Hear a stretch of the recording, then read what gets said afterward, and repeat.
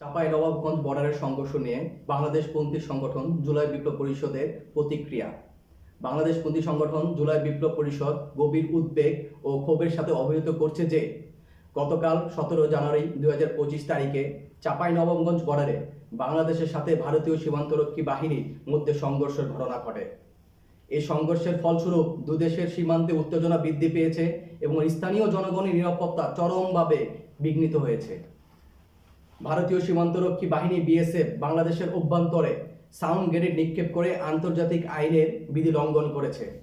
BSF মৌখিকভাবে এই ঘটনাকে ক্ষমাসুন্দর দৃষ্টিতে দেখা এবং ব্যবস্থা নেওয়ার কথা বললেও ভারতীয় পররাষ্ট্র মন্ত্রণালয় থেকে এখন পর্যন্ত কোনো প্রকার বিবৃতি দেওয়া হয়নি, যা স্পষ্টভাবে প্রতিবেশী দেশের বিরুদ্ধে তাদের শান্তিরক্ষা বাহিনীর আগ্রাসনমূলক আচরণকে প্রশ্রয় দেওয়ার শামিল। এর পরিপ্রেক্ষিতে আমরা গভীর উদ্বেগ প্রকাশ করছি।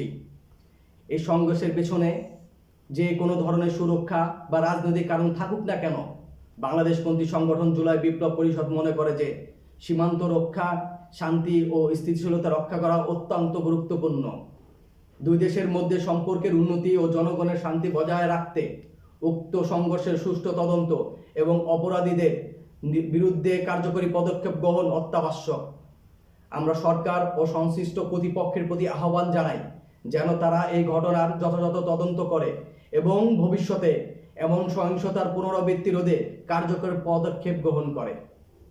পাশাপাশি দুই দেশের জনগণের মধ্যে বিদ্যমান সম্পর্কের উন্নতি, সীমান্তের নিরাপত্তা আরও জোরদার করার জন্য প্রয়োজনীয় কূটনৈতিক উদ্যোগ গ্রহণ করার দাবি জানাই।